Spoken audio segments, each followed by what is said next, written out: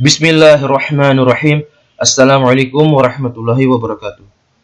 Ya baik, pada kesempatan kali ini, di video kali ini saya akan melanjutkan pembahasan kita pada mata pelajaran komputer dan jaringan dasar.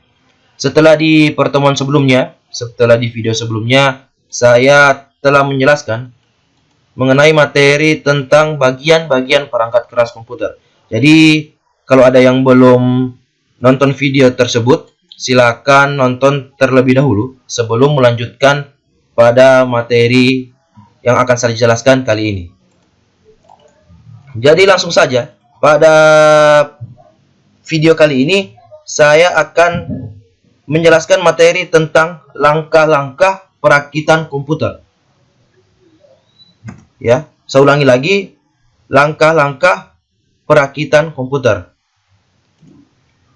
Yang pertama adalah persiapan merakit komputer. Jadi untuk persiapannya, yang pertama, gunakan sarung tangan untuk menghindari kontak langsung dengan barang elektronik. Untuk menghindari konslet, bila tidak, minimalkan tangan dalam kondisi bersih dan kering. Lalu yang kedua, gunakan alas kaki untuk menghindari strum ringan. Kemudian yang ketiga, penentuan konfigurasi komputer.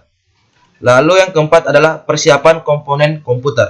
Jadi ini adalah persiapan awal untuk merakit komputer. Lalu yang kedua adalah pengamanan. Yang pertama, siapkan wadah untuk benda-benda kecil. Lalu yang kedua, siapkan peralatan seperti obeng, tang, dan lain-lain. Lalu yang ketiga, siapkan semua komponen komputer. Lalu keempat, siapkan peralatan komponen seperti skrup, jumper, dan lain-lain. Lalu kelima, buku manual dan referensi dari komponen.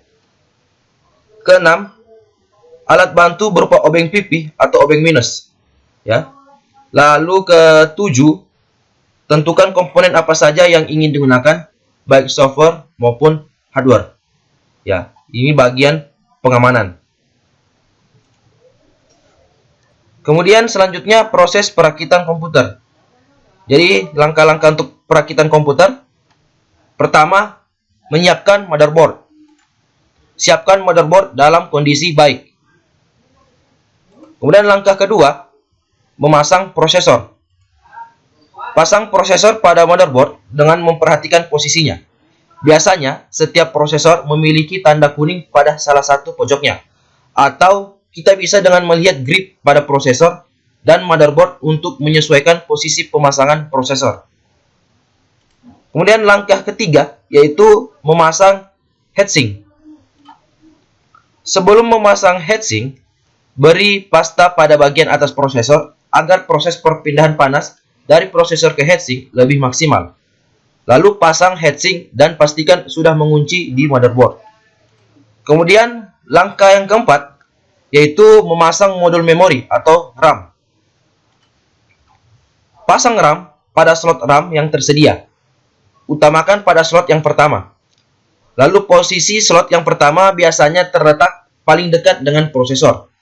Jadi untuk jenis slot RAM ada yang DDR1, DDR2, dan DDR3. Sekarang lebih banyak yang menggunakan jenis DDR3. Kemudian langkah yang kelima, memasang motherboard pada casing.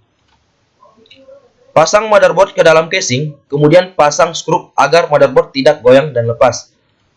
Lalu langkah yang keenam adalah memasang power supply.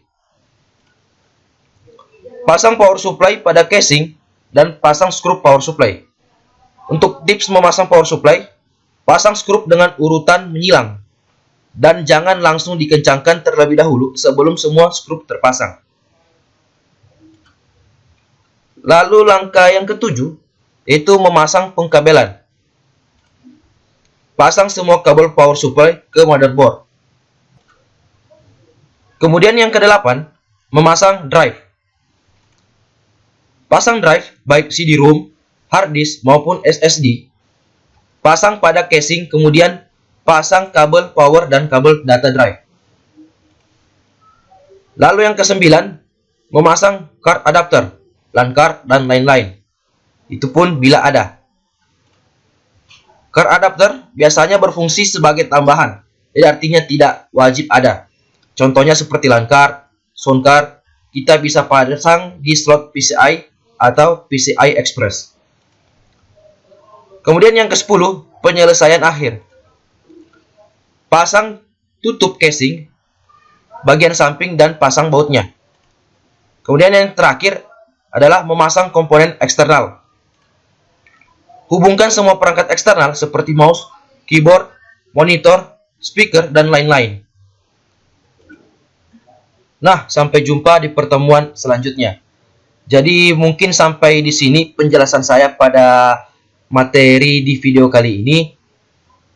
Jika ada yang belum jelas atau kurang paham dari penjelasan saya, silakan bertanya di kolom komentar pada video ini. Dan jika kalian merasa mendapatkan ilmu baru setelah menonton video ini, silakan like videonya, kemudian share ke teman-teman kalian. Dan jangan lupa yang paling penting, silakan subscribe channel ini agar supaya nantinya channel ini akan lebih berkembang ke depannya. Jadi sampai jumpa di video-video selanjutnya, di pertemuan selanjutnya.